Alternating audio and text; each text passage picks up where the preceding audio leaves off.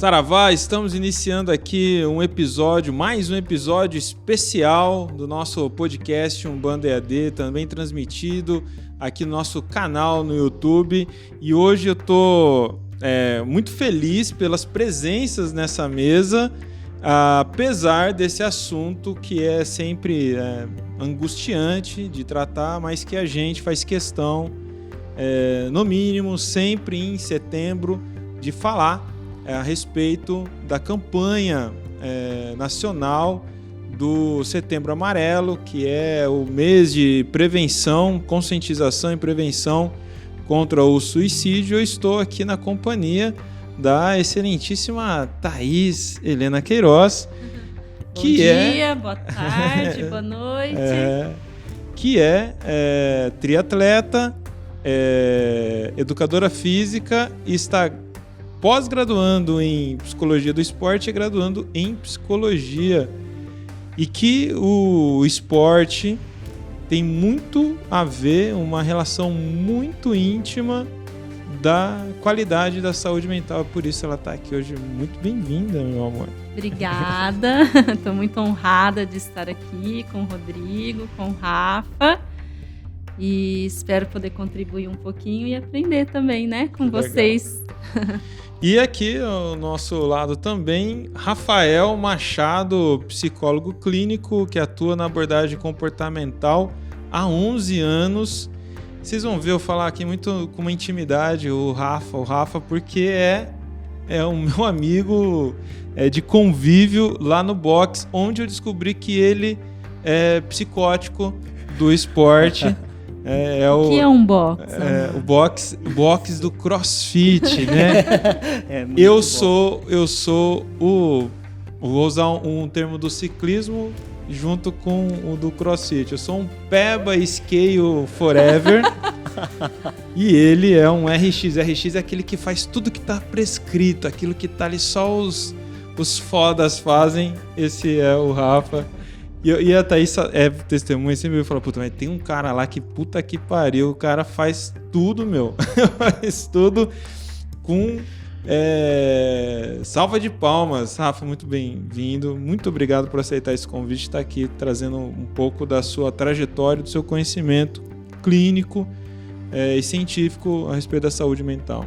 Agradeço muito. Olá, pessoal. É muito bacana poder falar sobre aquilo que a gente vivencia há tanto tempo, né? E eu acho que trazer o Setembro Amarelo como um enfoque da nossa conversa é sempre muito válido para que a gente possa trazer mais soluções, né? E apontar alguns caminhos que são viáveis para as pessoas. Você está ouvindo o podcast Umbanda EAD, um bate-papo umbandista com reflexões sobre a vida, apresentado pelo sacerdote Rodrigo Queiroz. Estou realmente muito contente da gente conseguir bater a agenda, que é algo que a gente estava tentando há dias. Foi trabalhoso, né? E aí que tá, né? Quem está no campo, né? ali na lida de clínica e trabalhando e ativo e que tá com a agenda cheia, tem muita dificuldade daí então de achar espaço para falar com a sociedade, né? Sim. O que é sempre uma tristeza, porque é muito importante para que tenha comunicadores trazendo essa bagagem também aqui e compartilhando. Eu tenho certeza que a nossa audiência, a qual eu já agradeço a sua participação, aquele seu like maroto, aquela sua inscrição inevitável, ativação das notificações, que é o sininho para quem está no YouTube, e seguir a gente, quem está no Spotify e nos demais tocadores de podcast. É importante esse assunto para você, para todos, que você possa enviar esse link, compartilhar. A gente falava aqui antes de começar a gravação, a quem nós nos direcionamos? A toda a sociedade e fundamentalmente a todos que possam ter alguém muito entristecido, deprimido, em sofrimento mental e que possa estar cogitando finalizar a sua jornada aqui, né? Acabar com a sua vida através do suicídio. Que os números são alarmantes, né, meu amor? Você quer compartilhar os números com a gente? Então, a OMS, né, Organização Mundial de Saúde, ela nos mostra que a cada 40 segundos uma pessoa tira a própria vida. Por ano, mais de 1 milhão de suicídios acontecem em todo o planeta, né? O suicídio é um dos principais causas de mortalidade, sendo a segunda principal causa de morte entre jovens de 15 a 29 anos. No Brasil, ocorre cerca de 32 mortes por dia por suicídio, ou seja, é um problema de saúde pública gigante, né? E a gente precisa cada vez mais falar sobre isso. Eu acho que existe um tabu, né, de que não se deve falar sobre o suicídio para que a gente não incentive as pessoas a cometer o suicídio, né? Então... Existe essa ideia, né, Rafa? É sempre muito interessante, né? Porque ao mesmo tempo que é uma sociedade que tem acesso a muita informação, cria-se muito tabu sobre as informações. É verdade. Então, assim, é uma dualidade muito angustiante mesmo. Porque se a gente vai falar sobre suicídio, não vamos falar porque vai incentivar. Se vai falar de sexualidade, não vamos falar porque... Gente, não. É falando. É uma sociedade que não se comunica. É uma geração que não se comunica. Aí nos leva a pensar, interessa a quem? Essas Sim. pautas, né? Oprimidas aí. Exato. Interessa a quem? Porque quando fala que 32 mortes acontecem no Brasil, então, quando a gente fala, a cada 40 segundos alguém tira a própria vida no mundo, a gente pensa planeta, parece algo muito distante, né? Acho que essa é a maior dificuldade. Tá, então no Brasil é 32 mortes, uma morte a 40 minutos. Então, quando a gente terminar esse programa, alguém terá tirado sua vida no Brasil. É assim que a gente tem que pensar. Enquanto a gente está aqui discutindo, tem alguém que vai ser inevitável. Exato. Infelizmente, não vai ser possível evitar, observando essa estatística, né? Então, e aí? Isso é uma tragédia humana. Nossa espécie está colapsada quando a gente vê isso. É isso que eu penso. Sim. Né? Eu verdadeiramente... A Thaís me acompanha já há alguns anos estudando, falando desse tema, que é algo que ela sempre teve muita resistência. Fala, puta, eu fico triste quando você começa a falar isso. É um negócio que me angustia. Eu tenho um misto de angústia e fascínio, assim, porque o que acontece com o ser humano para chegar nesse ponto? Então eu me interesso muito sobre o que está acontecendo com esse cérebro, o que está acontecendo com essa mente, com essas emoções.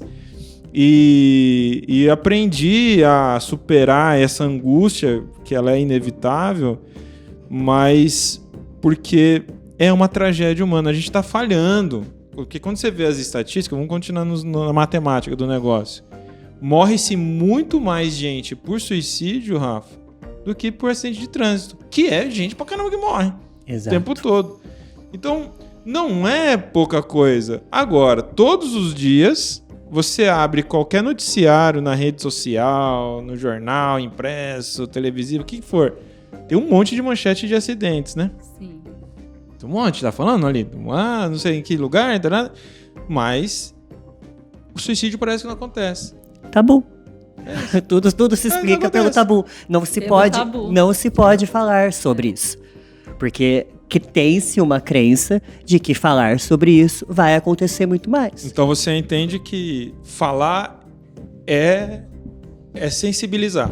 Você pensa assim? Claro, assim, e eu acho que é muito interessante isso, porque pensando em saúde mental, pensando em saúde psíquica, a gente está em sociedade, a gente está se influenciando, né? E a gente não vê as pessoas valorizando e validando falar sobre as emoções, falar sobre o que está sentindo. Sabe assim, não, tá tudo bem, né? Vai passar. Pera lá, a pessoa que está em sofrimento acredita então, então se tá todo mundo falando que vai passar, então é frescura, é mimimi, Para com isso. Depressão é falta de lavar uma roupa, falta de ter uma pia para lavar. Terapia, né? Terapia, mas terapia cheia de louça, sabe assim? E aí as pessoas atribuem... Bateu uma laje, mas bater uma laje não dá pra ficar deprimido. Porque, na verdade, é isso. Né? Então, sempre é muito minimizado. A gente vive numa sociedade que é muito minimizado a questão do autoconhecimento. Né? As redes sociais estão aí para mostrar aquilo que é rápido, aquilo que vende, aquilo que está na moda, aquilo que é legal. Inclusive, até uma crítica minha a essas datas, né? Setembro Amarelo, tem sempre um mês, e aí você vê todo mundo se mobilizando. Sim. Mas depois de outubro até o outro agosto, ninguém fala mais nada. Sim. Né? Então, assim, é uma temática que é importante da gente falar. Tinha que ser uma pauta recorrente, sabe assim? A gente tem que falar disso. É claro que é muito importante a gente usar essas datas para também trazer mais... de tanto não falar que criaram com Exatamente, criaram um ambiente que pode falar. Mas eu acho que a gente tem que falar. Quanto mais nós naturalizamos o falar...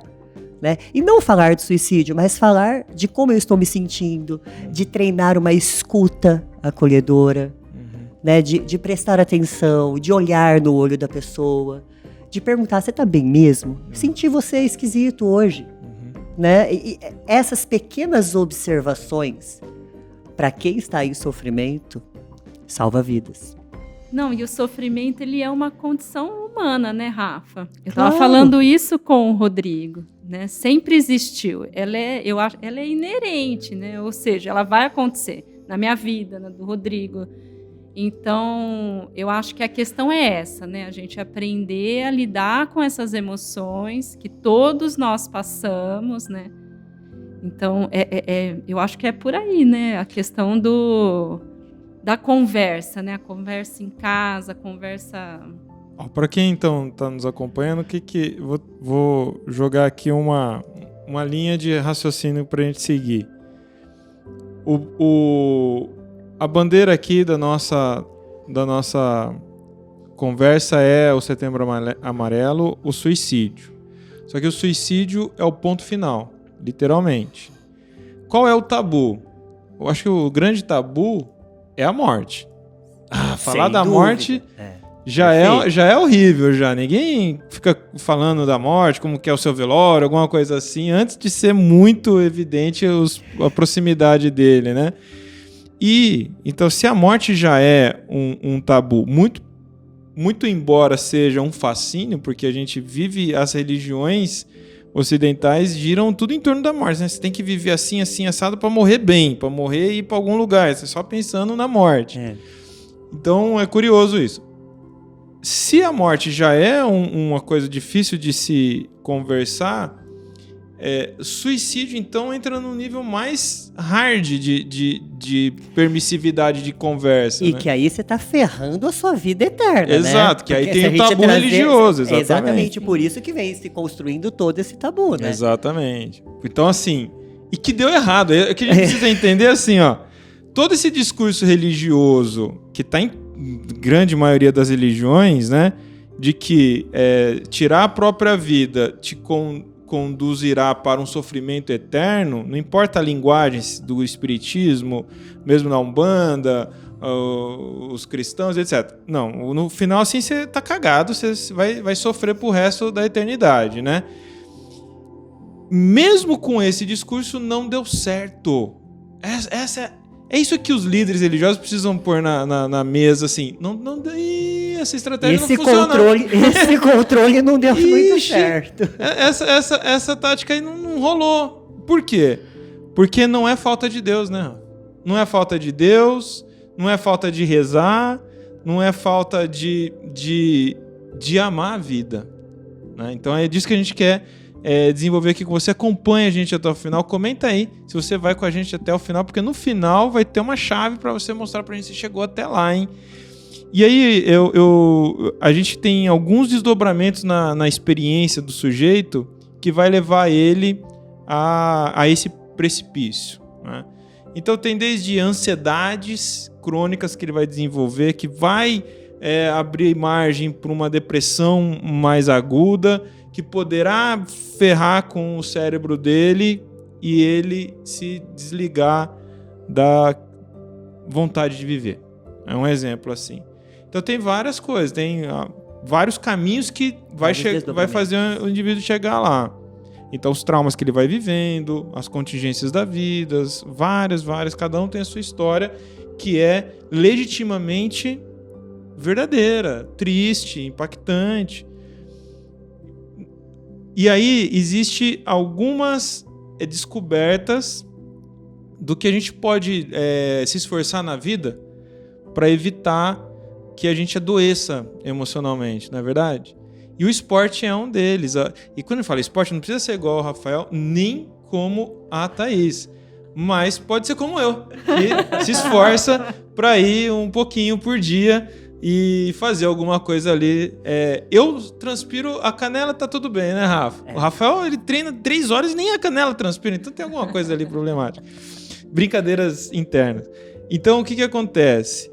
Amor, tem uma história pessoal, eu não combinei com você isso, se você quiser falar, que você teve uma experiência de desenvolver uma ansiedade, uma crise de ansiedade, parecia que a vida estava tudo bem, e aí foi o esporte que te trouxe para uma saúde, né? Mental, emocional. Sim. Então, bora, o microfone é seu, acho que... Eu tive um pós-traumático, né? Porque, para quem já nos acompanha,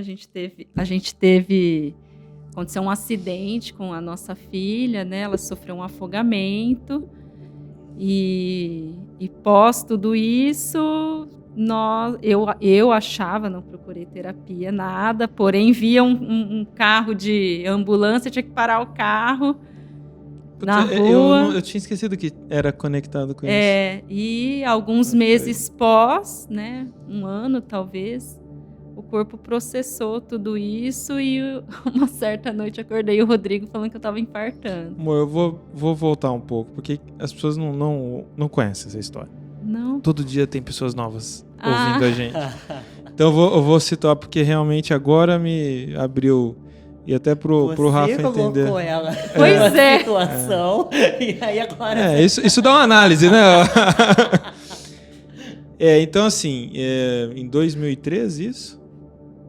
Não lembro. Bom, faz bastante tempo, a Sol vai fazer 13 anos, ela tinha 3 anos e meio, e ela sofreu um afogamento, foi resgatada e, enfim, ficou uma semana entre coma e foi uma experiência difícil para nós, porque os médicos falavam todo instante, vai ter sequela, ela não vai lembrar de vocês, ela poderá não viver. Foi... Para mim, hoje falar assim... É muito recente eu conseguir falar assim, sem travar, né? É recente. Então, fiquei também muitos anos com isso, difícil de voltar na memória. E eu costumo dizer que a gente experimentou uma dor emocional, Rafa, que só poderia ser pior se tivesse que ser para sempre. Se de fato ela morresse. Acho que essa é a minha sensação. Eu posso falar por mim. Então, quando eu vejo um pai, uma mãe que perde um filho, né, independente do que for, eu acho que eu entendo o que sente, né? E a gente passou por esse atropelamento da vida. E aí que tá, você pode ter passado por alguma experiência que parece que se resolveu bem. Não, hoje eu enxergo nitidamente, assim, eu precisava ter um acompanhamento psicológico, com certeza, né? Eu tinha tremedeiras quando eu via o carro a ambulância dos bombeiros, né, que resgatou ela, o vermelhinho, e parava, porque eu acompanhei ele, né? Eu não preciso entrar em detalhes, mas foi bem... Só que o meu corpo demorou, né? Eu tenho um tempo depois achei que eu estivesse infartando, coração acelerado. Nossa, horrível. Mas isso é muito interessante, vocês estarem compartilhando isso, porque, na verdade, vocês precisavam agir. Sim. Né? Vocês tinham que fazer alguma coisa. Então, assim, vocês estavam ali, né? É UTI, é toda aquela rotina de hospital. Então, assim, não tinha tempo para sentir. Sim. E é isso que as pessoas, a grande maioria das pessoas, me perguntam no consultório. Rafa, mas o que eu faço? Eu respondo, sinta. O que você tem que fazer é sentir. Porque as pessoas querem agir. E aí, obviamente, o estresse pós-traumático é isso, né? Esse é o estresse pós-traumático. É justamente isso. Não, a gente foi levado para uma circunstância que a gente não tinha o que fazer, a não ser tudo que foi feito. E aí, a hora que a gente se deu conta, as coisas se acalmaram, tudo ficou bem, passou. Mais ou menos, Rafa. Quando chegamos em casa, 2 semanas depois com a Sol, linda, sem nenhuma sequela, eu descubro que eu tô grávida. Então, aí eu teve toda a questão da gestação, nascimento. Putz. Então a gente não viveu, né? Não viveu, exatamente. O que tinha que ser vivido, o que tinha que ser sentido.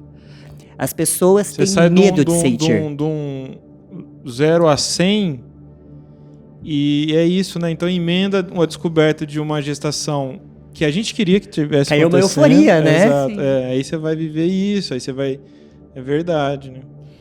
E a gente pode até associar, né, isso com a própria questão compulsiva que a gente vive hoje, né? Então a gente vive uma vida cheia de ciclos altos e baixos e vamos emendando uma coisa na outra, porque a gente quer dar conta de tudo e não tem o tempo de sentir que estamos adoecendo, né? Exato, é exatamente isso.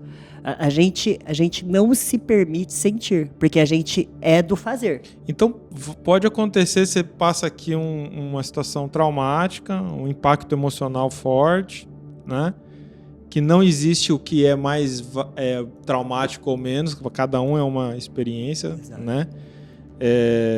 Eu fico muito traumatizado quando eu fico com gripe, Rafa. Eu fico bem traumatizado, né, amor? Eu faço testamento, tudo. Então, assim, depois vai pra cada um. Eu posso até contar o que pra mim é super traumático e dá pra entender. Ficar sem treinar. Também. Agora, sim, a gente tenta deixar um pouco mais leve aqui, hein? Brincadeirinhas. Mas é verdade. Então, o que acontece? Quando você passa, então pode, sei lá, 2 anos depois vir a resposta? Pode. Né? Pode, porque é exatamente o preço isso. disso, né? A conta chega, gente. Uhum. Não tem como a gente fugir disso. A conta vai chegar. Acho que é legal quem está nos acompanhando entender que a gente é um cumulativo, né? Faz sentido? Assim, se a gente não tem o hábito de limpar a casa, a sujeira vai acumulando. Exato, uma hora não vai ter como. Uma hora a gente vai ter sintomas e sintomas sérios, né? E é muito interessante a questão da ansiedade, né? Porque a sensação é de morte. Todos os pacientes que têm transtorno de ansiedade generalizado ou qualquer uma dessas pânico, ansiedades e transtornos ansiosos, a pessoa tem certeza que vai morrer.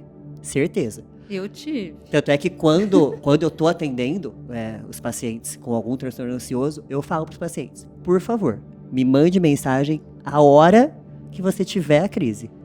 Porque a crise dura 30 minutos. Só que são 30 minutos também. São 30 minutos isso. eternos. Eu vou ligar pro Rafael. O Rafa, os meus. É que eu deixo esse canal muito aberto, né? Assim, os meus pacientes têm o meu WhatsApp pessoal. Ao invés de ir pro hospital, pode te ligar. Exato. Aí, obviamente, que aí se eu percebo que as coisas estão muito afloradas, eu falo, então vamos lá, vamos pro hospital. Mas geralmente, na hora é instantâneo. Ouve a minha voz, Rafa, já tá passando. Porque é um gatilho, né? Exato. Já está passando, porque já tá quase dando meia hora. Porque é o tempo que uma crise de ansiedade dura. Você pode cronometrar. No máximo, né? O organismo não aguenta toda a descarga de adrenalina, todo o cortisol. Então, ele mesmo se autorregula. O nosso organismo busca a autorregulação, né? Rafa, aproveitando isso. Claro. Hoje, vários de nós temos crises de ansiedade. Colegas, filhos. O que fazer? numa situação, tem uma pessoa do meu lado, começa a chorar compulsivamente, falta de ar. Para quem está assistindo, acompanhando, Legal. se presenciar isso, o que é o correto? O correto é tentar sair do lugar, né? Que, por exemplo, se a pessoa está tendo uma crise perto de outras pessoas, retirar a pessoa, falar, vem, me acompanha, né? E fazer a pessoa prestar atenção na própria respiração. Geralmente, a pessoa com ansiedade, ela hiperventila, ela respira pelo peito. E a gente tem que respirar pelo abdômen. Então, você vai pôr a mão da própria pessoa na própria barriga dela e falar, ó, enche o abdômen. Vamos junto, eu vou com você.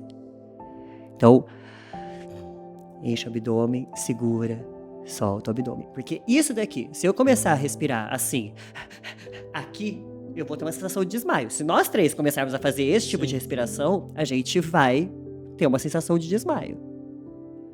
O que acontece é que a pessoa, é algum gatilho que aciona, e aí a pessoa fica descontrolada e perde todo o compasso de respiração, e aí vai totalmente ladeira abaixo, né? Porque aí realmente a pessoa vai se desregulando, e aí tem todas as emoções, tem as lembranças. Entendi. Bom, conclui então como que a partir do momento que você começa a ter uma descompensação, você vai buscar o esporte, como isso repercute. E aí nós estávamos na época treinando, acho que 3 vezes na semana, né? Já tava, já? Um treino funcional a gente fazia. Não funcionava. Não crossfit, funcionava. Tipo um crossfit. E a parte que eu mais gostava era a hora que tinha corrida, né? O que o pessoal menos gosta. E acabei indo pro triatlon, me encontrei e acabou sendo uma válvula de escape mesmo, né? Assim, porque durante os treinos é o momento que eu tô em maior conexão comigo, né? Sozinha mesmo, né? Com a tua respiração. Olha como isso é terapêutico. Você presta atenção no seu batimento cardíaco. Você tá ali conectada com você. É isso que a terapia vai proporcionar. É essa conexão com o indivíduo. Né? Eu sou só um pano de fundo. Assim, não é, não venham fazer terapia com o Rafa. Não, faça terapia. Só dela se ouvir, né? Só dela estar se ouvindo. Dela tirar aquela hora pra ela e falar, não, eu vou prestar atenção no que eu tô sentindo, em como eu estou reagindo, como eu estou fazendo. Então, é muito terapêutico. Você se permitir sentir. E é um preventivo, né? Porque fisiologicamente falando, que o esporte desencadeia questões hormonais, tudo, a gente tem uma sensação melhor, física, né? Uhum. Então... Que não precisa ser uma triatlon, alta intensidade, não, só uma caminhada consistente, sim, assim, né? Sim. O importante é fazer. E eu acredito e defendo muito que é a constância, né? Sim. Um dia por semana, eu acredito que não ajude. Da bolha, né? Só no pé. A constância, acho que em tudo, né? É o que leva a gente a resultados mesmo positivos. Porque é justamente a constância das emoções negativas, dos pensamentos negativos, que leva o indivíduo a desenvolver as doenças emocionais. Uhum. Então, o contrário também é verídico. Se eu estou experienciando só coisa ruim, isso vai ter um preço. Agora, se eu começo a me promover tempo de qualidade, e assim, tempo de qualidade, gente, é 15 minutos. Não é que eu preciso ter, eu preciso ter 2 horas do meu dia todos os dias. Não dá. São 15 minutos. Entendeu? Se você acordar 15 minutos mais cedo e fizer uma série de abdominal todo dia, que é coisa, sei lá, mais simples, ou um agachamento, sabe assim, 15 minutos. Entendeu? Você consegue, na constância, ter um resultado muito positivo. Porque o próprio corpo libera substâncias neuroquímicas que te dá mais bem-estar, te mantém mais desperto, traz saúde pro cérebro, pro corpo. Então, assim, e isso é constatado em muitas e muitas pesquisas, né? Então, vale aí. E aí tem muito desculpa, né? Eu não tenho tempo, eu enfim, tenho meus afazeres ou tenho alguma limitação. É importante encontrar o que você pode no seu tempo, como você pode, mas ter alguma coisa, Sim. né? E não só a atividade física, mas também associar momentos de qualidade, que pode ser você fazendo uma leitura, né, também rotineiramente, você fazendo algo que te traga experiência positiva. Essa é a grande questão. Perfeito. Né? Por que a gente se vê tão escravizado por pensamentos negativos baseado nas nossas experiências ruins, né? Então eu sempre reforço isso. Nós somos uma espécie que está aqui há alguns milênios e que a maior parte desse tempo de existência a gente ficou só fugindo, né, de predadores. Então a gente estava num ambiente hostil, numa realidade que a gente era a parte mais frágil e a gente tinha que estar alerta o tempo todo. Isso criou uma estrutura no nosso cérebro que é o viés negativo, que é o que a princípio nos protege das ameaças e das experiências ruins. Então eu tenho uma experiência ruim, meu cérebro ele já é ancestralmente mais preparado para dar importância para isso. Então ele cria o registro, né, neurológico para pequenos sinais que possa te levar de novo àquela experiência ruim. Eu aviso o seu corpo, eu aviso você, eu te alerto, e isso mantém você sempre mais alerta. E é justamente por pensamentos negativos que a gente chegou aqui. Nós somos a geração, né? Nós somos a parte da nossa espécie que chegou até aqui porque a gente era mais negativo. Sim, né? A perpetuação, né? Não é nem que era mais medroso, a gente era mais negativo, era mais desconfiado. Não sei não, hein? E por ali, ó, vai você. Aí eu não voltava, tá vendo? Já tinha... Então, assim, lá no passado, os nossos antepassados talvez olhassem para essas gerações que a gente virou aqui e falassem, nossa, mas é muito bundão. Não, estávamos mais alerta. Então, é o que nos deixou sobreviver a todo aquele caos, aquela situação mais de maior vulnerabilidade natural, né? Da selva e tudo mais. Olha que curioso. E aí, apesar disso, o que era um dispositivo, uma tecnologia do nosso cérebro de deixar a gente cada vez mais alerta, hoje é motivo das neuroses, né? De muitas neuroses. Então, assim, o viés negativo, que é algo que você não vai deixar de ter, porque está na sua composição estrutural do cérebro, você pode, pela sua cognição, né, pelo seu próprio entendimento de funcionamento, melhorar a relação com as suas memórias. Eu acho que o que mais nos adoece é que a gente não fala disso nem em família. Não sei se você cresceu numa família que falava disso na mesa. Saúde mental, como você tá? Você tá sentindo, hein, Rafa? Então, eu não tive isso também. Acho que isso ainda é a realidade da maioria. A gente se esforça, a gente como família se esforça já fazer diferente, mas eu não tive isso, acho que a Thaís não teve isso. A gente não vê isso na escola. As escolas tem que... Olha, a gente não vê isso nem nas escolas mais hippie, né, amor?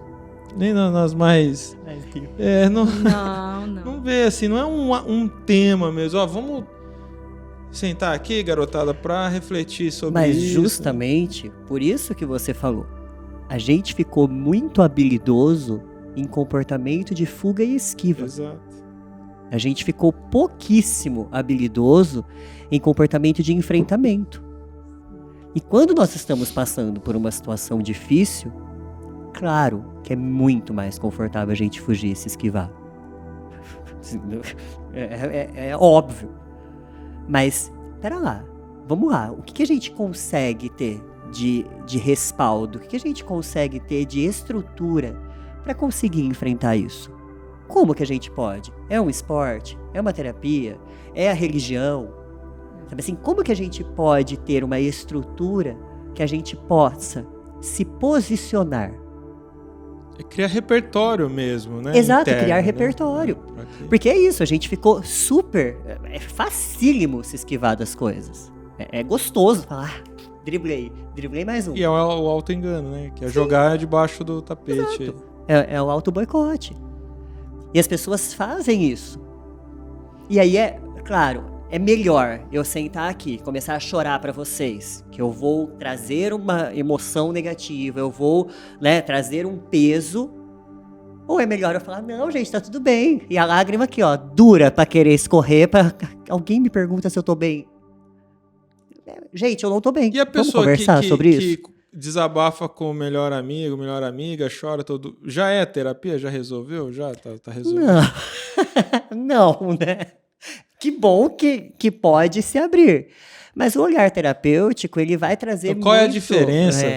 Qual que é a diferença, Rafa, entre eu ir num bar que é mais legal, sim, tomar um drink e já desabafar com alguém que eu conheço e ir numa terapia?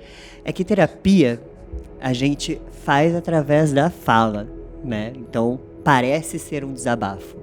Mas a escuta, ela é completamente diferente, né? É um lugar que não tem julgamento. Então, assim, a pessoa pode falar o que ela quiser. O amigo sempre vai falar, mas se fosse comigo, você é um tonto, como que você se permite ir? O amigo, ele se mistura ali. Muito bem intencionado. Muito, obviamente. E até bom, né, que exista, né? Não, a pessoa não pode ter só o terapeuta, né? Ou só amizades. É muito diferente o olhar. Sim. Porque a gente vai fazer uma análise. Eu por exemplo, na minha abordagem, o paciente chega sempre com a equação final. Rafa, estou me sentindo assim. Eu preciso fazer ele ficar sob controle do que aconteceu antes e qual foi a reação que ele teve. Porque o que ele chega me contando é sempre a consequência. Então ele chega me contando, Rafa, eu tô me sentindo super mal. Por exemplo, a Thaís chegou lá atrás e falou, Rafa, eu não posso ver o caminhão de bombeiro que eu entre parafuso. Calma, Thaís. Beleza. Né? O que aconteceu? Não é assim, então fecha o olho. Não passa na frente, não passa perto do caminhão. Né? Assim, né? O que aconteceu?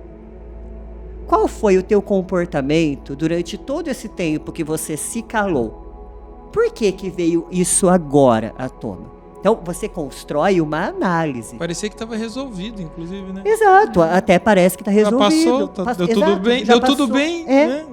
Exato. Então, é essa diferença da psicoterapia para uma conversa. Né? A psicoterapia vai ter elementos que analisa, que vai virar e falar, Rodrigo, você vê, todas as vezes que você reage dessa forma a essa situação, o resultado é esse, é assim que você se sente. Acho que o grande barato, você falar de não há julgamento, também é isso, né? Não há questão pessoal banal. Exato. Que um colega pode falar, mas, você tá chorando por causa disso? Tem a dó. Aí eu lembro de uma história. Vem o clássico, um monte de gente aí com câncer, né? Um monte de gente aí sofrendo. Olha a fome na África. Aí você fala, World. O que eu vou fazer? Como assim? Entendeu? Mas então, aí eu fico pior ainda. Tem uma história que me ajudou muito. Logo que eu me formei, eu comecei já a atuar na clínica. E aí eu atendi uma paciente e ela chegou chorando assim, copiosamente, assim, claramente numa crise de ansiedade. Aí, acalmei, sentei, falei, tá tudo bem, não sei o que, né? Vamos lá, respira comigo, eu tô aqui, né? Todo o acolhimento. Ela ficou acho que uns 15 minutos da sessão chorando. Falei, meu Deus, o que... E aí a cabeça do psicólogo fica, o que essa moça vai me contar, né? A gente fica ali, Ela já estava agendada. Já estava. Chegou, já era o horário dela. Aí, ela virou pra mim, a hora que ela conseguiu se recompor, ela virou e falou assim, eu não sei que cor de carro eu compro. Eu ia te perguntar, o que seria uma coisa esdrúxula? Acho que é isso. E aí, é isso, assim, ali, naquele momento, eu falei, toda dor é dor. Você aprendeu, ali eu não estava a falar, minha filha, você tá 15 minutos chorando por causa de não sabe a cor do carro que você escolhe. Que não é essa a questão também. E aí, obviamente, a gente foi analisando, era toda uma questão de familiar, de como eu agrado meu pai na escolha da cor do carro que eu preciso, qual cor que ele quer. Constrói isso daí, porque muita gente vai se identificar. Então, assim, é muito interessante, porque todos os pais, vocês sendo pais, vocês querem o melhor para os filhos de vocês. E existe a idealização.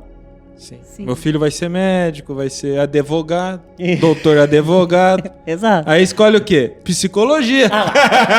Ovelha negra da família. Pra cuidar de louco. É verdade. Porque aí tem esse, né? Exatamente. Tem esse tabu ainda. Porque eu não vou à terapia, eu não sou louco, eu não preciso disso. Olha, é muito assunto sem fim. Exato. Né? E aí é muito interessante a gente perceber que toda a idealização, né? Então, assim, vocês têm 2 filhos, né? Naturalmente, a gente aprendeu na nossa história de vida a comparar. A gente tá o tempo inteiro comparando. Ai, esse é mais bonzinho que aquele. Ai, essa é mais geniosa. Esse é não sei o quê. Essa é mais não sei o quê. Mas é mesmo, né, amor? O problema disso é que o bonzinho nunca vai poder ser genioso e o genioso nunca vai poder ser bonzinho. Toda vez que acontece algo na dinâmica das casas, já vai direto no genioso ou na geniosa. Ah, foi você, né? E às vezes pode não ter sido. Também. E aí, esse é o problema, porque aí a gente vai rotulando essas pessoas que vão se tornar nós no futuro, adultos, que vão, né, ter acesso às emoções, aos sentimentos. E o que eu percebo, né, é que todas as pessoas que foram muito comparadas, e a comparação ela é muito injusta. A gente não faz comparações justas. A gente pega sempre, isso com a gente mesmo, né? A gente pega sempre o nosso pior momento com o melhor momento do outro. Sim. Eu nunca pego o meu melhor momento para comparar com o seu melhor momento. Eu só vou fazer comparação para eu me colocar mais para baixo. E isso em todas as áreas. Seja no esporte, seja no relacionamento, eu sempre vou pegar a minha pior parte com a melhor parte do outro. Por quê? Porque não tem autoconhecimento. Ou porque está reagindo aos rótulos que foram colocados nessa pessoa desde a infância. Em tempos de rede social que a gente tá, isso ficou elevado à 10ª potência, né? Todos os filtros. Todos os filtros. Ninguém mais tem a cara que a gente tem. Que agora, além de tudo, tem as harmonizações faciais. Não tenho nenhum problema, acho. Que até assusta, exatamente, né? Mas assim, você fala, porque aí você fala, não, esse que tá parecendo aqui não sou eu. Mas fiquei tão bonito, vai ser eu. A partir de hoje sou eu. Gostei desse sujeito aí. Eu gostei desse. E é isso, é a busca por uma perfeição que não existe. Diz que o TKTK, ele tem uma coisa nativa. Que você tira a foto, eu nunca reparei nisso. Você põe lá um vídeo, ele já melhora. E você não tem como controlar isso. Você não tem como mexer nisso. Exato. Que é imersão, é manter a pessoa lá. Exato. E é isso, né? O quanto isso vai afastando a pessoa dela mesma. Porque aí a gente pode ter mais 7 horas de conversa de todos os transtornos dismórficos. Que isso acontece. Que é a pessoa se olhar no espelho e não se reconhecer. É olhar no espelho e achar que tá enorme de gorda e tá pesando 30 quilos. Isso é dismórfico, né? É transtorno dismórfico. Vamos lá. Ai, que da hora esse papo, né? Muito legal. O Rafa vai precisar voltar. Porque assim, tem muita coisa, né, que é legal e eu fico aqui pensando, né? Porque se quem estiver nos assistindo perceber assim, puxa, talvez eu precisasse ir mesmo numa consulta só para ver qual é que é, né? Deixa eu ver. Se permita. Nossa. Se dê a oportunidade, sabe assim, ó, só de sacanagem, vai numa consulta terapêutica, vai num terapeuta e faz uma consulta, fala, eu vim aqui porque eu vi uma live. Isso. E eu fiquei com vontade de ver. Achei interessantinho. Achei que eu posso, acho que sabe alguma coisa aí, hein? E você vai ver que é extraordinário. Eu quero voltar no ponto que a gente não pode negligenciar. Então a gente comentou aqui sobre estratégias que a gente não tem controle do cérebro, então é o viés negativo, e por isso a gente enfatiza as memórias ruins em detrimento das boas, né? Você tem muitas memórias boas, você tem muitas experiências boas na sua vida, só que a gente goza das boas, a gente usufrui ela ao máximo, sabe? Aquela sobremesa deliciosa, aquele pudim da minha mãe, maravilhoso. Ou não, né? Ou não. Mas não degusta, Isso. não absorve, Exato. só consome, né? E a gente degusta da dor, porque fica ali patinando, amargando aquilo ali. Então você vê assim, ó, por exemplo, quem gosta de montanha-russa, sei lá, quem gosta. É estranho, mas tem gente que gosta, né, amor? E aí sai eufórico dali, sai feliz, mas já passou, porque já vai em outro. E acabou, chegou em casa, não é mais um assunto que fica falando, você não fica reforçando. Mas quando você passa uma experiência ruim, você tá falando, você tá sentindo, ressentindo, revisitando aquilo. Alimentando. E criando maior profundidade nessa cicatriz de memória. Então, isso você não percebe, a hora que vê já foi. E aí outro ponto que é aqui para todo mundo se perceber. A vida é feita de experiências e contingências, impactos que você não prevê e você tem que lidar. Então, a gente contou aqui nossa experiência particular, uma filha que quase morre. Isso é um trauma, vai vir outros eventos da vida, boas também, etc. Mas tá esses registros. Então, a Thaís, tão logo, já viu o corpo dela reagiu, né? Parecia que não, parecia que tá tudo bem resolvido, eu sabia que não estava bem resolvido, porque quando esse assunto vinha em alguma ocasião, eu não conseguia falar, então eu já mudava de assunto, aconteceu, mudava de assunto. Então eu sabia que era algo que eu tinha que resolver em mim, mas não achava que aquilo me afetava fora do assunto. Entendeu? Que aquilo estava ali dentro de mim, me afetando em outras dimensões imperceptíveis. O que eu quero dizer? A gente vai acumulando. Então, não é porque aos 15 anos você era uma pessoa de boa. Pô, mas eu nunca fui assim, eu nunca tive problema. Agora eu vou ter problema. Agora aos 30, aos 40, aos 50. Justamente. E eu mais um relato pessoal é isso. Eu, aos 38 anos, que eu tive também um problema de ansiedade, de insônia, e aí que eu fui fazer uma terapia, e aí eu precisei de acompanhamento psiquiátrico e tomar medicação para regular o que estava afetado no meu cérebro, né? E por que isso? Qual foi o gatilho? Houve um evento na vida que ajudou a disparar? Houve, mas não é só isso. É um acúmulo de 38 anos de eventualidades, de experiências, né? Então, isso é muito importante para você que está nos acompanhando, refletir que não dá para você julgar o momento presente, avaliar o seu momento presente baseado no passado. Né? Mas eu há 10 anos atrás, eu há 20 anos atrás, há 20 anos atrás você era outra pessoa, inclusive. Exato. Né? Eu vejo, como a gente grava muito curso e tudo mais, eu vejo gravações minhas de 5 anos atrás, não era eu, Rafa. Né? O que foi isso, hein? Era meu tio mais gente, velho. Tem alguma coisa lá, acontecendo aqui. O Luiz que tá Luiz, pegando... Existem várias versões, né? Não, mas tem versões que é engraçado. Não é só fisicamente. Eu não me reconheço mais, assim, naquele tempo, quem eu sou. É muito doido isso, né? É muito incrível como a gente vai desenvolvendo novas versões de nós mesmos, né? Por isso, olhar para você com interesse no autoconhecimento, que é o que você falou, Que ó, falta essa clareza de entender por que de repente aquilo que no passado você parecia que resolvia com o pé nas costas, agora tá difícil. Porque talvez não resolveu, né? Eu nunca tive problema talvez... em escolher a cor do carro, mas agora tá difícil, né? Mas provavelmente, essa minha paciente, e eu sei porque atendi, né? Ela tinha problemas em escolher. Ah, tomar decisões. Tomar decisões. Olha só. Então, assim, é Quantas isso. Quantas pessoas assim, não têm isso?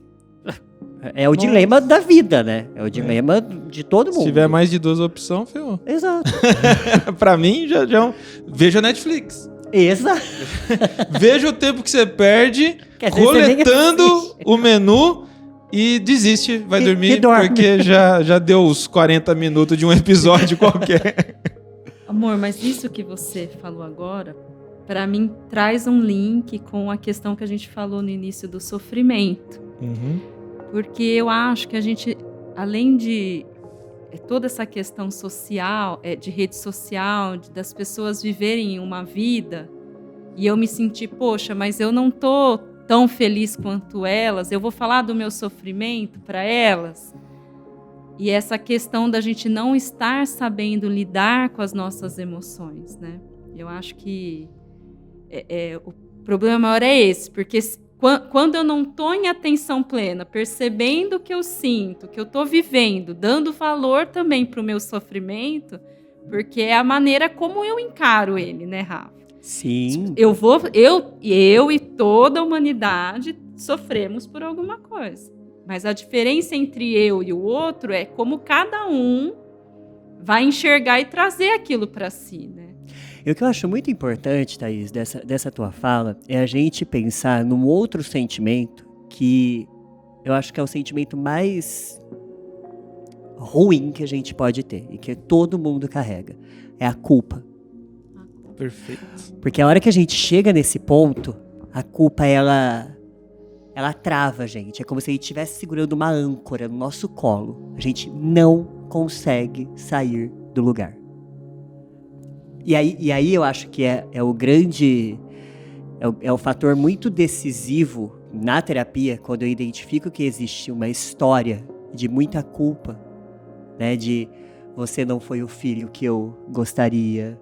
E claro que alguns falam abertamente assim, né? Alguns pais falam abertamente assim, mas outros falam de outras formas, né? Até num tom de brincadeira. Ah, eu queria um menino, mas veio uma menina. Ah, né? Ai, você não foi planejado. Tudo isso que... Ah, você é o último, aí quase que você não veio. Né? Todas essas falas, elas minam a capacidade da pessoa de conseguir se sentir bem. Então, é muito interessante na hora que a gente se depara com o sentimento da culpa dentro da história do indivíduo, porque aí a pessoa fala, Rafa, mas eu não consigo fazer nada, porque a hora que eu vou fazer, eu me sinto pior, porque eu estou me sentindo extremamente culpado. Então, aí o trabalho para ali, fala, então calma, a gente vai ter que curar feridas bem mais antigas. Legal você falar da culpa. Também é um tema que eu gosto muito, falo muito, porque é a culpa o motivo de maior paralisação mesmo do sujeito. E como que você enfrenta na clínica isso? Veja se você consegue, de forma simplificada. Você parte de que ponto o processo de terapia da culpa? Primeiro ponto é identificar o quanto aquele indivíduo foi exposto a situações punitivas, mesmo quando eu estava tentando fazer o melhor. Sabe aquela história do filho chegar com o boletim? Porque tem a culpa do sujeito, eu fiz algo e me sinto culpado. Sim. E tem essa culpa que você colocou, que é a culpa que jogaram sobre ele, que ele não tem nenhum controle ali. É muito interessante isso que você está trazendo, porque a culpa é a culpa. Não tem a culpa que foi instalada ou a culpa que eu fiz algo. Porque o efeito é o mesmo. Porque na verdade, se a pessoa sente culpa porque fez algo, fez porque tentou se esquivar ou fugir de uma punição. Olha aí. Então, A pessoa que tem um comportamento que foi submetida a comportamentos muito punitivos, muito severos, a regras muito rígidas, né? Eu estou falando porque eu sou seu pai, eu estou falando porque eu sou sua mãe, eu mando. Gente, a autoridade do pai e mãe é incontestável e tá tudo bem, eu não preciso ficar jogando na cara do indivíduo que o indivíduo é menor do que eu. Existe uma relação hierárquica? Claro que existe uma relação hierárquica, mas é uma relação baseada no respeito. E respeito, eu não preciso subjugar o outro, humilhar o outro. Então, numa história de indivíduos que têm muita culpa, é porque foram expostos a uma punição, a punições muito severas para eventos que nem precisaria de tanto. Sabe assim? E a culpa pode levar a um declínio emocional verdadeiro. Na verdade, eu acho que ela que puxa todo. Eu acho que ela que vem como a bigorna principal do desenho animado, que te leva lá pra baixo, porque é isso. A pessoa que está em depressão, né? E aí, quando a gente pensa em depressão, a gente pensa sempre na depressão crônica da pessoa que não levanta, não toma banho, não tá comendo. Isso daí já é o quadro agudo da doença. Entendeu? Que já, cagou tudo já. Ali tá um negócio bem severo. Mas não precisa chegar nisso. Né? Exatamente. Antes disso, tem uma série de comportamentos que a rede de apoio precisa estar atento de validar. O que os pais precisam se atentar ali com o jovem em casa, que para ele não encostar na ideia assim, é coisa de adolescente, é coisa de jovem, e que ele deve levar mais a sério. Eu preciso prestar atenção, preciso fazer algum tipo de intervenção. Eu acho que o primeiro ponto é buscar a conexão com o seu filho, e não com o seu filho idealizado. Com o seu filho que está dentro de casa, fazendo as dancinhas e fazendo o que está fazendo. E a gente tem uma ideia, isso vem mudando, mas a gente tem uma ideia ainda muito enrustida na gente, de que, criança, sabe assim, não tem nada, não agrega nada. Isso é muito tóxico, né? Porque é isso, a gente tem a função como educador, como pai, né? A gente tem a função de desenvolver 3 sentimentos básicos na vida das nossas crianças, jovens e adolescentes, na vida dos outros, né? Porque isso é importante para todo mundo. Autoestima, autoconfiança e responsabilidade. Essa tríade é que sustenta nosso jeito de ser, a nossa personalidade. Sem esses 3 sentimentos, a gente fica sem saber quem nós somos. Eu tô ouvindo ele e é desafiador, né? Daria até um programa falar só sobre educação de filhos. Porque quando a gente vê que o maior índice de suicídio acontece entre 15 e 29 anos, e hoje entende-se que 29 anos às vezes nem entrou. O que hoje é considerado uma vida adulta? A gente também está comentando sobre isso. 29 anos eu posso estar na casa dos meus pais ainda, fazendo uma graduação, só me dedicando ao estudo, e eu sou considerado um adulto ou não, né? E essa nova geração a gente vê já com a Sol, que vai fazer 13 anos. Luiz não é adulto. Luiz... É uma geração que vem desafiando, Rafa, muito a gente, porque eu me considero até que aberta, assim, eu, Rodrigo, a gente conversa muito com os 3, porque o Rodrigo ainda tem o Luan, de 16, né? Não tinha instrução. E a gente conversa sobre tudo, Rafa. Droga, sexualidade, sexo, tudo. E mesmo assim, ainda a gente se depara... Porque hoje eles vêm já dando no peito, né? Não é gordinho, isso. Não é sapatão. A gente não fala sapatão, mas eles vêm nos corrigindo. Eles são militantes, né? E é uma geração... E hoje eu vejo, né?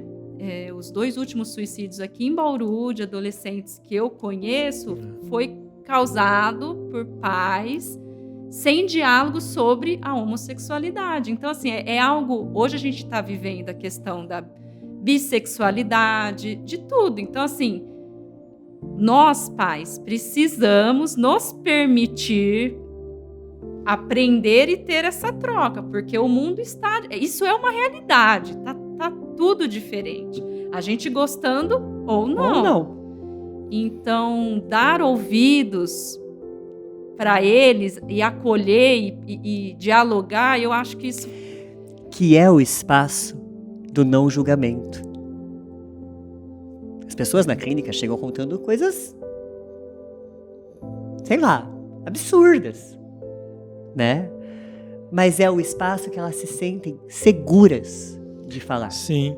Porque não tem o julgamento. Porque a gente tem que sair desse lugar de eu sempre tenho que dar a palavra final. Ou eu tenho que...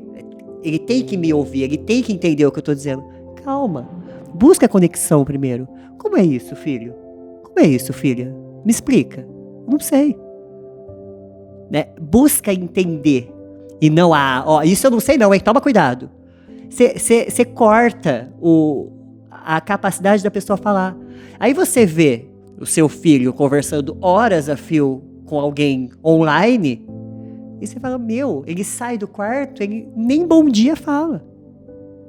Óbvio. Não tem interesse. E por outro lado, muitos pais se acomodam nisso. Pelo menos tá lá entretido, não tenho que eu entreter, não tenho que eu fazer nada e tudo mais. Rafa, eu tô um pouco preocupado com o seu horário. Não, podemos ir. Que eu queria te perguntar ainda. Pode ficar tranquilo. Fazer algumas perguntas. Por exemplo, diga... Você vai saber como falar, mas o que é uma situação assim que entrou na clínica que você falou assim, caramba, nesse nível, né?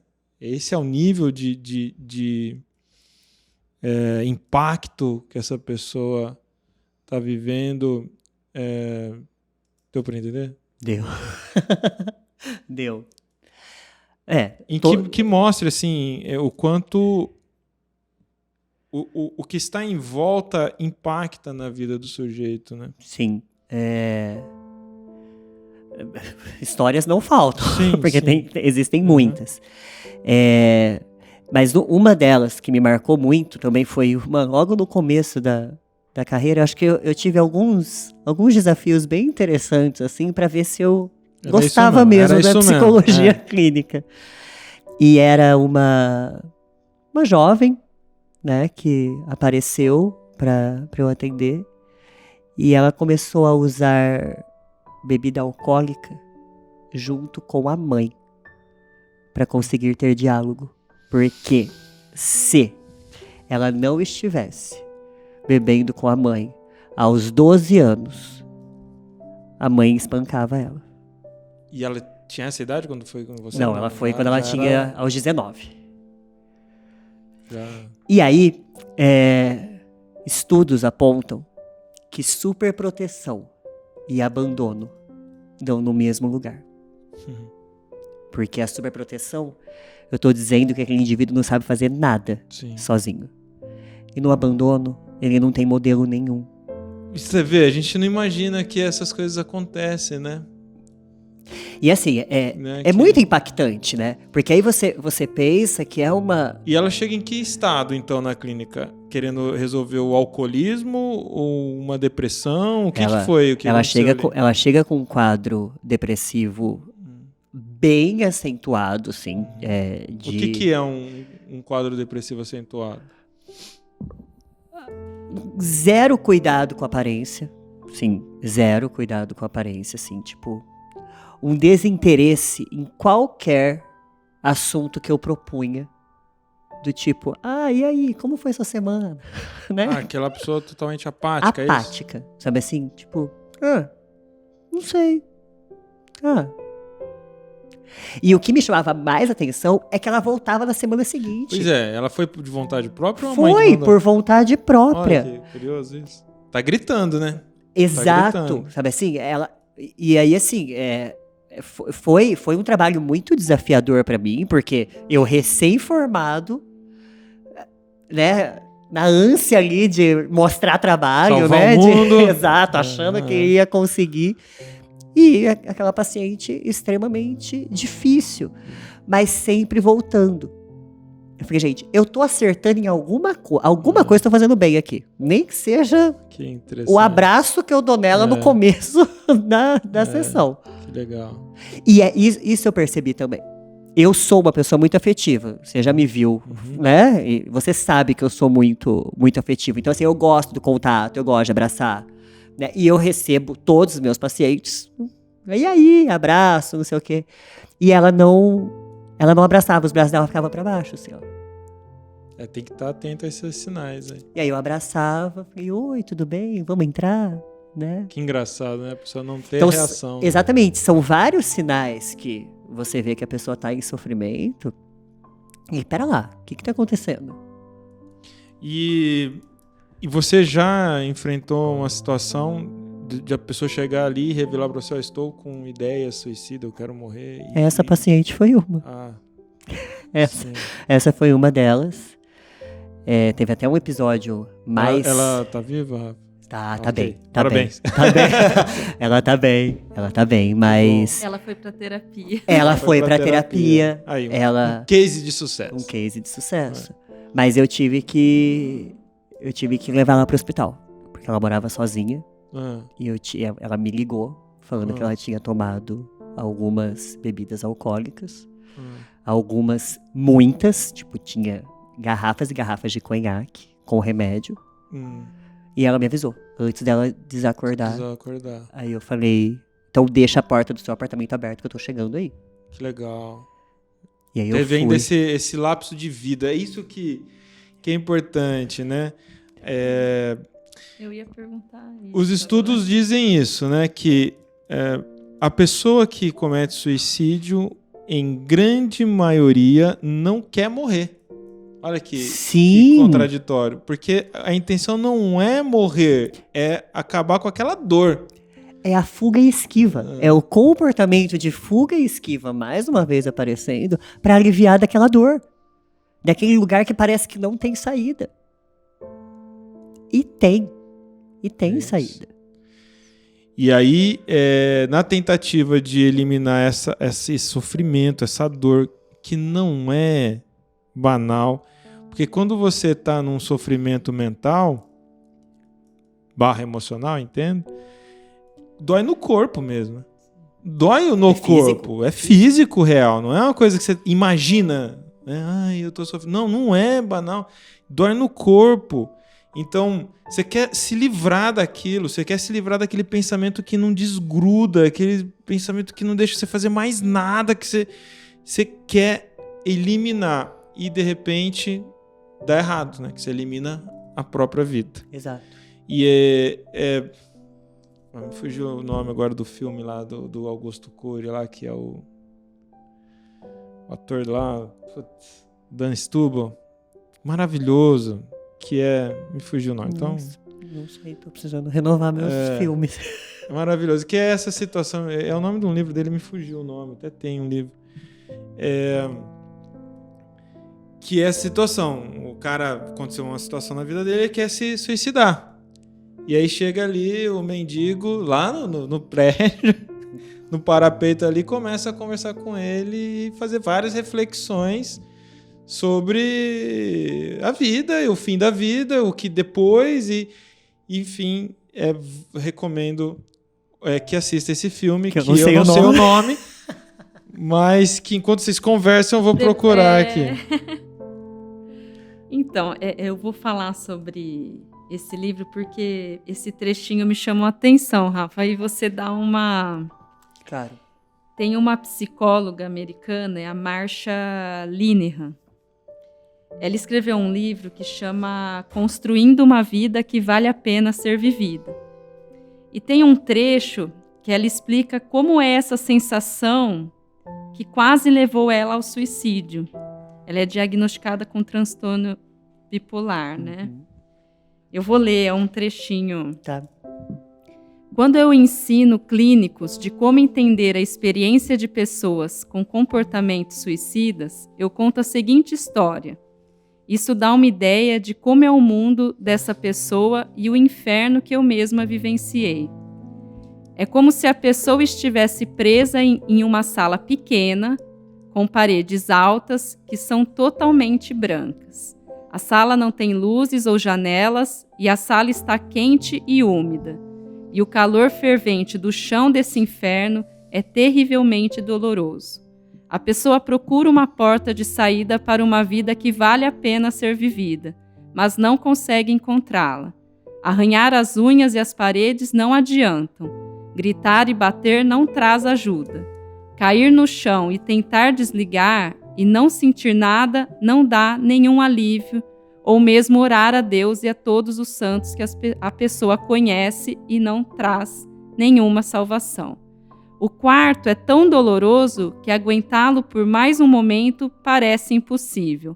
Qualquer saída servirá, e a única porta que o indivíduo consegue encontrar é a porta do suicídio, e o impulso de abri-la é muito grande. Eu achei tão forte isso, porque já me deu uma angústia só de imaginar. Imagina a pessoa que vive isso, né?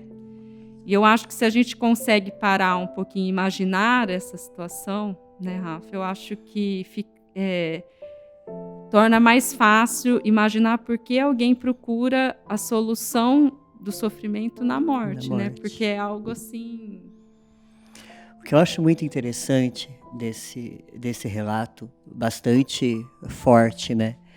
É que a pessoa que tem ideação suicida ou que já tentou por vezes o suicídio,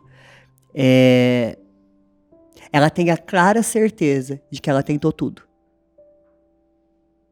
Sim. Ela tem assim, é super desafiador dizer para aquela pessoa, falar, não, calma, vai passar. Não vai, já está aqui há muito tempo. Exatamente. A pessoa fala, não, você não está entendendo.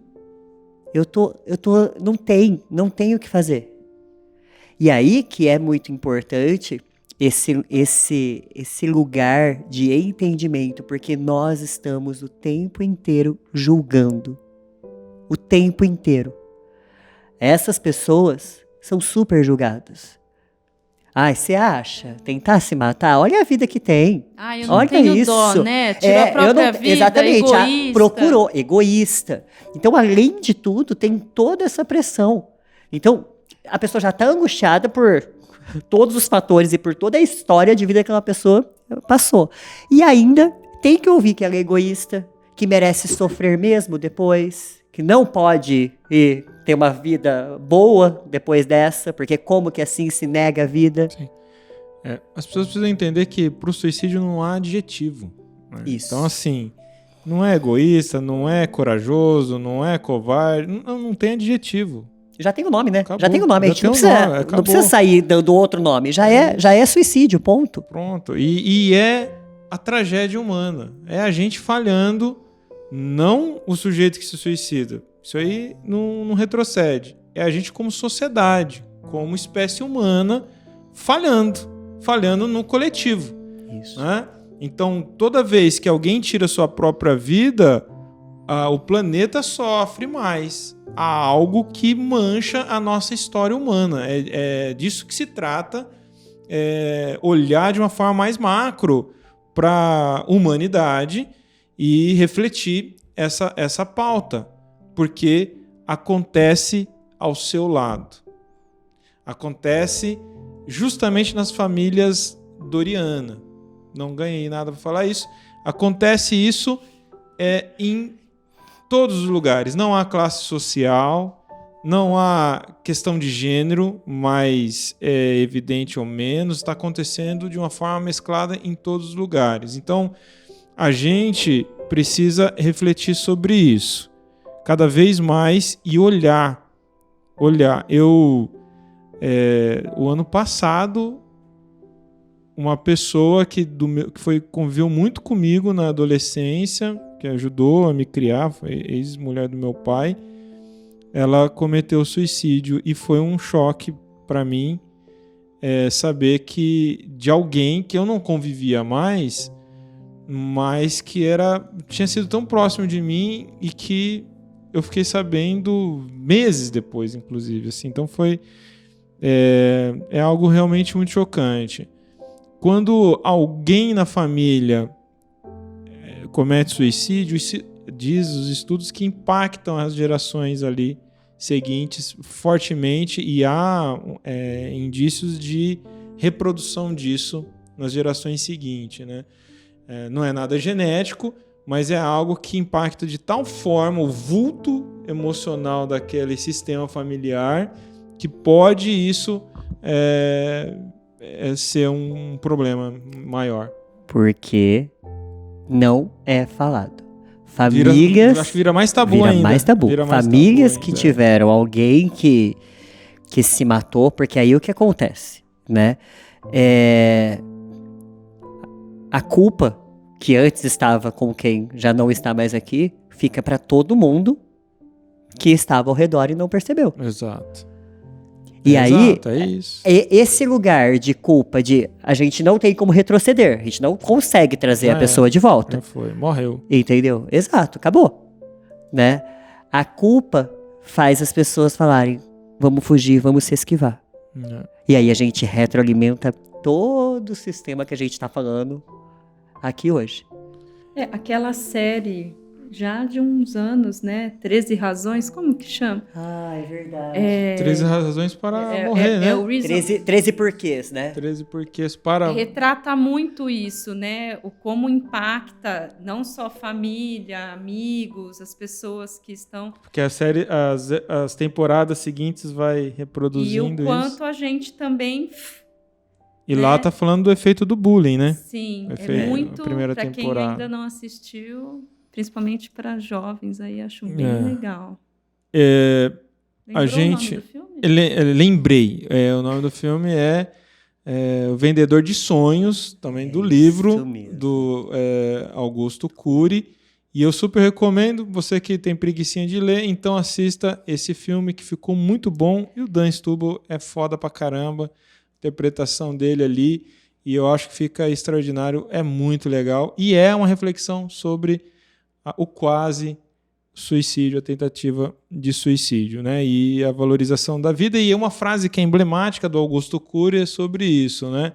Que ele diz assim, ao invés de dar um ponto final, coloque uma vírgula, né? Então, naquele impulso, naquele sofrimento, coloque uma vírgula, né? Não use o ponto final. E isso, a vírgula então procurar ajuda especializada, ir para uma terapia, procurar apoio, falar, né? Fale para as pessoas à sua volta, para as pessoas que você sabe que gostam de você. Fala, nossa, eu estou com esses pensamentos, eu estou com esse desejo, está acontecendo isso comigo, porque não é natural, né? Não é da nossa natureza humana o interesse de tirar a própria vida. Isso é um processo de fuga de uma dor, né? de um sofrimento. Então, a tentativa de fugir ou de eliminar um sofrimento é que pode trazer essa cogitação. Não, a gente não nasce falando de repente... Quer saber, hoje eu acordei com a vontade de dar uma morridinha. Hoje eu vou morrer hoje, né? Então, não é da nossa natureza isso. Tem algo que você quer comentar? Eu ia falar que o Rafa podia falar um pouco sobre isso, sobre os fatores de risco e os fatores de proteção, né? Para meio que... Eu acho que assim, a gente já falou bastante sobre essas questões de... acho que o fator principal de risco é a pessoa... não se sentir compreendida. Eu acho que a falta do diálogo, eu acho que é o maior fator de risco que a gente enfrenta hoje na sociedade. Né? Assim, é a falta do diálogo. A falta de conexão com as pessoas ao redor, isolamento social, principalmente pós-pandemia, né? Alguns ainda não saíram desse Eu vi hoje uma notícia na BBC... ou no UOL, você viu isso? Do rapaz, na BBC, o rapaz que até hoje está em lockdown. E é um garoto, é um jovem, assim, de 20 e poucos anos, que até hoje, então, assim, bugou, né? Quando começou lá a pandemia, bugou a relação dele com segurança, né? Com a ideia de segurança. E até hoje ele está em lockdown, e aí se afastou da família, porque ele morava com outros membros da família, mas eles estavam saindo de casa, aí virou um grandíssimo problema isso. Então a saúde mental dele está completamente comprometida. Não é um caso isolado. Não é um caso isolado. E aí disso a gente pode, né, pensar em outros transtornos, né? Porque na pandemia, o que aumentou de transtorno obsessivo compulsivo foi bizarro, que é derivado de um transtorno de ansiedade. Sim. Né? Por alguma crença, por algum risco à vida. Uhum. E, obviamente, hoje a gente, né, sabe que precisamos manter os cuidados, precisamos estar atentos, mas existem já, a vida segue, né? A vida pede para ser vivida, né? Então, eu acho que o fator de risco é isso, assim, alguns fatores de risco é isso. O isolamento, né, a falta de conexão, né? Uma certa apatia, sabe assim? Uma falta de vontade de fazer as coisas, né? Assim, claro que não a preguiça, né? Mas uma apatia mesmo, assim, tipo, tá tudo tão cinza. Constante, tudo... né? Isso. Constante. Exato. Isso que, tem isso um que... dia meio bad, ok. Né? E até é bom que tenha, né? Pra gente saber o que é felicidade, né? Porque senão a gente vive no hedonismo puro e não existe isso. Acho que é importante isso aí. Mas eu acho que a frequência, né? Comportamentos extremos de timidez, é muito. Tudo que é muito, a gente precisa estar atento. Né? Por que muito tímido? Por que esse comportamento? Né? Rafa, e as doenças mentais? Todo mundo que comete suicídio tem algum transtorno psiquiátrico ou depressão? Sim e não. É uma pergunta muito, muito interessante. Porque mas... eu não tenho nada, não me sinto depressiva. Não... Então, é porque é isso, né? A gente tem a ideia, né? Rola na nossa cabeça, no inconsciente coletivo de todos, né? Que a depressão é aquela que eu não levanto mais da cama. E que é só isso que leva ao suicídio. Exato. Né? E não é, porque a pessoa que tá acamada, muitas vezes nem tem força pra se matar. Ela gostaria que alguém matasse ela. Entendeu? Porque ela não tem nem força para cometer. Então, assim, eu responderia mais não do que sim. Porque, óbvio, se você vai na história de vida da pessoa, você pode até ver algum transtorno, mas assim, a gente afirmar isso, porque senão a gente volta para um tabu que a psicologia recebe desde sempre, que só faz terapia quem é louco. Sim. Quem tá com problema. Mas o que a gente tem de entendimento é que algum traço de neuroticismo está acontecendo no sujeito que vai levar ele a cometer o suicídio. Como eu disse anteriormente, a pessoa não acorda, hoje eu vou dar uma morridinha. Né? Então não é algo que ele faz por entretenimento, que ele faz isso por mera curiosidade. Né? E se ocorreu, é um caso isolado. Sim. Né? Então, agora, um ponto importante nisso, que aí é uma diferença entre homens e mulheres no suicídio, é que homens... eles são mais explosivos, né?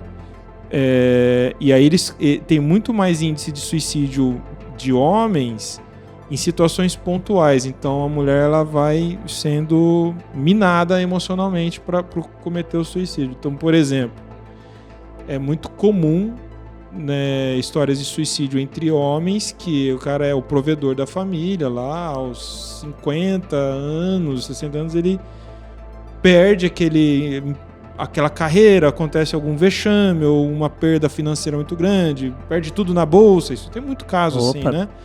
E aí, naquele momento pontual de desespero, de não ver saída, o buraco que se apresenta nele, de ter vergonha de falar para a esposa, de comunicar isso para os outros, para a sociedade, ele vai lá e pum, dá cabo, se enforca na gravata, se joga do prédio, aquelas coisas, não tô dando ideia. Ele comete o suicídio, mas ainda assim está acontecendo alguma coisa que leva ele a um desespero, a um sofrimento pontual que vai culminar no fim da vida. Mas aí eu preciso fazer um adendo que eu acho que é muito relevante nessa tua fala. Sim. Totalmente coerente isso, mas é a falta de autoconhecimento.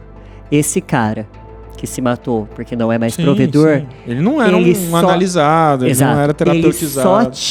Ele só tinha como referência dele, Total. de quem ele era, ser provedor. Ele não tinha mais nenhum outro vínculo. Identidade dele. Né? Exatamente, a identidade dele se resumia em eu só consigo dar dinheiro.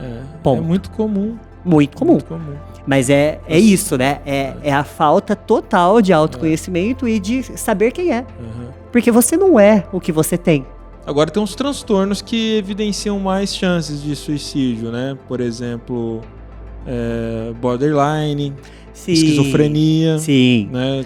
Esses transtornos de personalidade, a pessoa tem.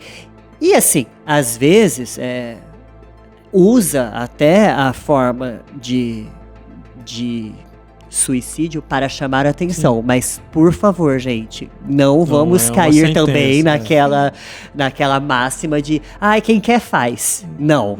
Por favor, não é isso. Mas assim, dentro dos transtornos de personalidade, muitas vezes eles usam porque eles têm comportamentos bizarros e... Era pra dar uma cortadinha no pulso, mas não era pra ser tão foda. Isso, sabe, assim, eles têm esse comportamento de bizarrice mesmo, pra poder chamar a atenção e pra poder ter... E aí alguns acabam não medindo esforços pra isso. A gente falou aqui ao te apresentar que você trabalha na abordagem comportamental. E o que significa isso de abordagem? Porque a gente falou aqui muito que as pessoas têm preconceitos ou conceitos equivocados sobre terapia, psicólogos, e acho que eu tenho que estar babando, verde, rasgando dinheiro para ir para uma terapia. Nesse caso, você não vai para terapia, você vai ser interditado. É diferente, né? E, enfim, então tem toda essa ideia esquisita. Mas aí tem isso também, né? Bom, gostei desse papo aqui deles, eu vou procurar, então, a terapia. Eu vou no Google, o que eu procuro? Né? Sim. Como que eu sei o que me adequa? Então, o que são abordagens, para a turma entender? Na verdade, né, a psicologia, ela tem uma vasta formas de entender o homem. Então, cada teórico, né, da psicologia vai abordar o homem de uma determinada forma. Porém, o objetivo é trazer saúde para aquele, né, autoconhecimento. Né? Então, assim, eu sempre digo isso, não importa, porque na verdade a abordagem importa muito mais para quem atua. Para mim faz muito sentido. Isso não quer dizer que a psicanálise não faça, a junguiana não faça. Na minha prática, me faz muito mais sentido eu analisar quem me procura sob o viés da abordagem comportamental. Então, assim, aí, óbvio, tem alguns transtornos que, até pelas técnicas, que é indicado mais uma abordagem do que outra. Por exemplo, você já aconteceu de ir na clínica falar assim, esse seu caso, vou indicar um colega que é de outra abordagem? Já passei, por exemplo, para psicanalistas. Então eu te coloquei no Arapuca. Veja só, não é verdade, então, veja bem, que não importa. Deixa eu só concluir. Porque às vezes a pessoa ela tá já há um bom tempo. Sim, há mais de um ano. E aquele sofrimento, de fato, ainda não se dissolveu, não se organizou. A gente não pode dizer que, de repente, a estratégia não está sendo mais adequada e que isso tem a ver com a abordagem? Sim, pode ser, está relacionado. É que eu acho que assim, fica muito difícil, ainda mais por ser um tabu, buscar por terapia, a gente colocar mais esse empecilho. É o que eu sempre falo para a primeira sessão com os meus pacientes, né? Você não é obrigado a estar aqui comigo. Você não precisa gostar do jeito que eu trabalho. Talvez você queira experimentar um outro terapeuta. E eu falo, eu não vou levar para o lado pessoal. Mas continue nessa busca. Legal. Porque eu acho que se a gente... então, beleza. Abordagem comportamental é excelente com transtornos de ansiedade. É mesmo. Uhum. É excelente. Por que você pensa assim? Porque, na verdade, tem toda uma estrutura que você organiza para o paciente que está tendo ansiedade, que você vai trazendo consequência, resposta e antecedente. Que você faz a análise da contingência para a pessoa. E aí, o ansioso, geralmente, ele é muito controlador. Então, ele adora quando eu falo, olha, se você organizar seu pensamento assim, assim, assim, você vai conseguir entender. Leva ele a crer que está no controle. Exato. E que de fato ele consegue estar sob controle. Uhum. Né?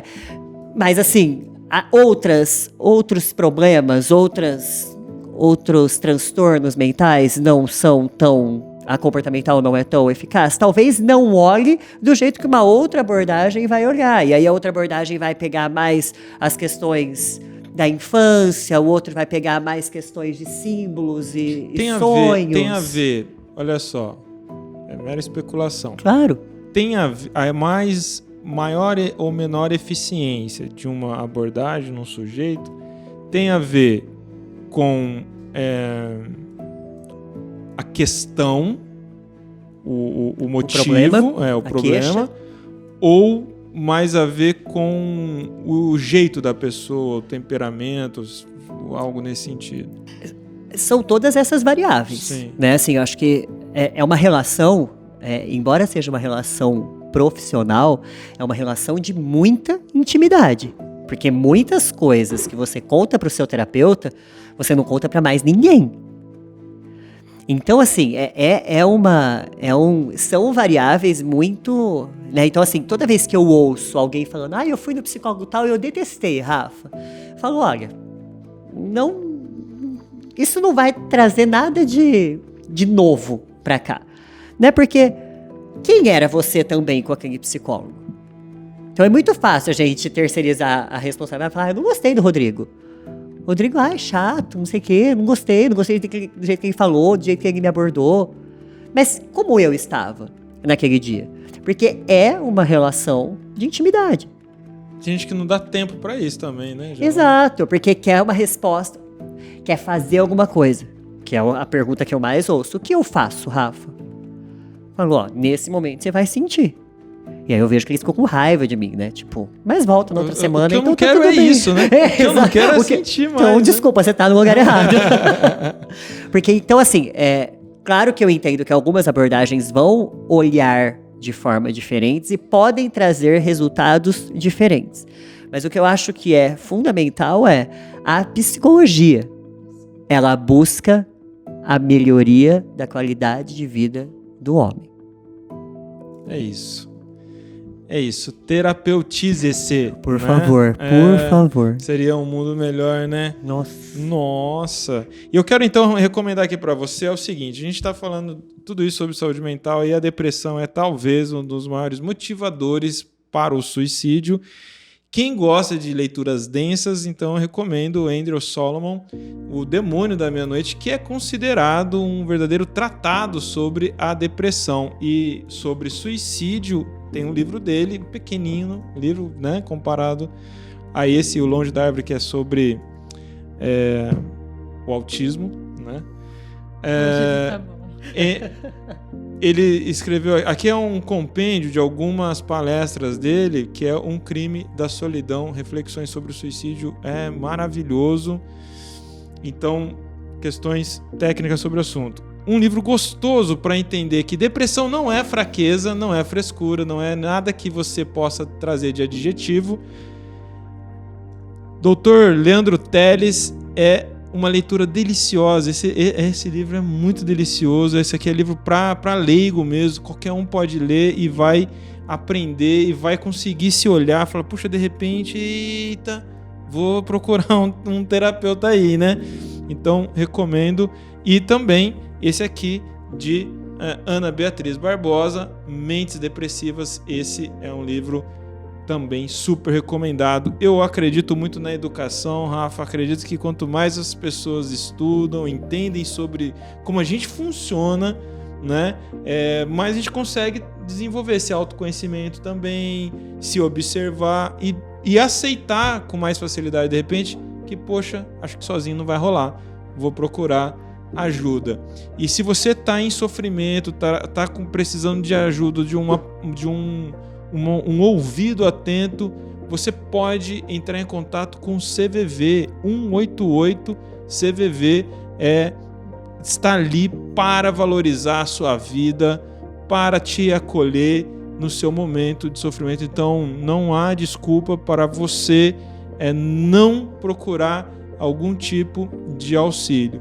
Na sua cidade, onde quer que você esteja. E hoje, de forma remota, você faz atendimento remoto, né? Você eu faço online. Virou muito online depois da pandemia, né? Depois da pandemia foi o que abriu, assim. Hoje em dia, eu acho que 90% dos meus atendimentos são online.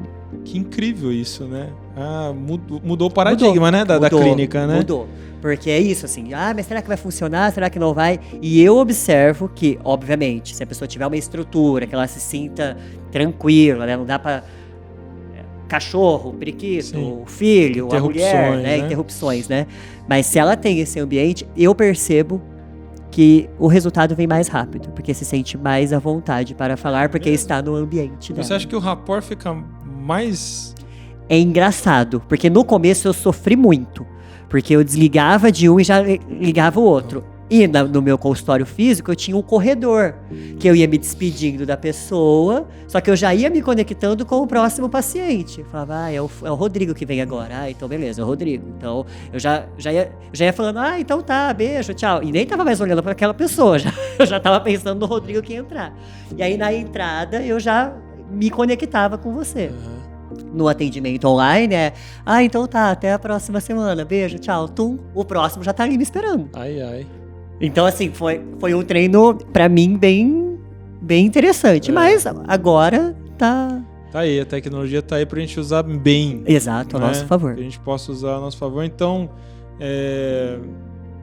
para encontrar o Rafael nas redes sociais e contato, tá aqui na descrição desse vídeo, ou desse áudio, onde você tá nos acompanhando, os dados para entrar em contato com ele, se quiser manter um estreitamento de reflexões com ele.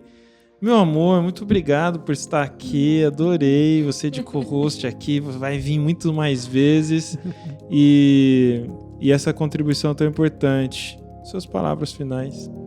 Eu tenho uma professora que ela fala assim, que as pessoas falam para ela que ela acha que a psicologia vai mudar o mundo, e ela fala, eu acho mesmo. E eu acho também, porque eu acho que a psicologia hoje, ela entra em tudo. No hospital, psicologia entra. Na escola, psicologia entra. No esporte, psicologia entra. Não existe mais nenhum lugar onde a psicologia não seja necessária, eu acho. Mas porque nós estamos precisando falar sobre nós, né? Nós precisamos nos conhecer, entender nossas emoções. Então, façam terapia, porque é maravilhoso e a gente pode estar ótimo, a gente não precisa ter problema nenhum para fazer uma terapia, né? Eu quero agradecer, Rafa, foi um prazer, obrigada, amor, para mim muito importante como estudante poder ouvir e aprender um pouco mais, né? E é isso. Rafa, suas considerações finais? Primeiro, agradeço novamente a oportunidade. Eu acho que falar sobre aquilo que a gente gosta, né, e sente prazer é sempre muito, muito reforçador. Ainda mais abordando um tema tão importante, né? Assim, que se uma pessoa que está ouvindo ou está nos assistindo ficar tocada por tudo isso, para mim já valeu a pena. Muito legal. Então eu acho que é isso. Acho que tem que dar sentido para a vida das pessoas. É isso. Muito, muito obrigado por ter aceitado o convite, estar aqui. Vou querer que você venha mais vezes. A gente pode fazer um programa só sobre culpa. Vamos fazer. É um tema ótimo. Legal, culpa e perdão, auto-perdão. Acho que é um baita de um assunto legal. E se você quer ver o Rafael aqui mais vezes aqui no nosso podcast e no nosso canal do Umbanda EAD, então comente aí, deixe seu comentário aí, hashtag Rafael no UEAD, e aí a gente vai mandar para ele, vai ver que vale a pena então estar aqui falando com você. Se você não deixa seu like, se você não se inscreve, então você não valoriza o que a gente está fazendo aqui por você. E eu quero encerrar aqui com a sinopse aqui na página, na capa 4 do livro O Crime da Solidão, para a gente deixar essa reflexão aqui no ar. E eu peço para o Luiz, nosso editor, que coloque em destaque, inclusive, esse texto. A cada 40 segundos alguém comete suicídio. Nos Estados Unidos é a 10ª causa de morte mais comum entre pessoas com mais de 10 anos de idade. Muito mais comum do que a morte por homicídio, aneurisma ou AIDS. Quase 500 mil de americanos são levados para o hospital todos os anos por tentativa de suicídio. 1 em cada 5 pessoas que sofrem de depressão severa fará essa tentativa. São cerca de 60 tentativas não letais para cada tentativa letal. A taxa de suicídio está subindo, sobretudo entre homens de meia idade. Essas estatísticas são sempre refeitas, mas sempre iguais. Não importa a infindável repetição. O suicídio pode ser uma solução permanente para um problema temporário, mas é uma solução que acena com um crescente poder de sedução. Vamos ficando por aqui. Muito, muito grato pela sua audiência, o prestígio da sua atenção de estar com a gente até aqui. Saravá, axé e até a próxima. Você acabou de ouvir mais uma edição do podcast Umbanda EAD. Esse programa gratuito é um oferecimento da nossa comunidade de alunos. Acompanhe nossas redes sociais e acesse mais conteúdos como este, umbandaead.com.br.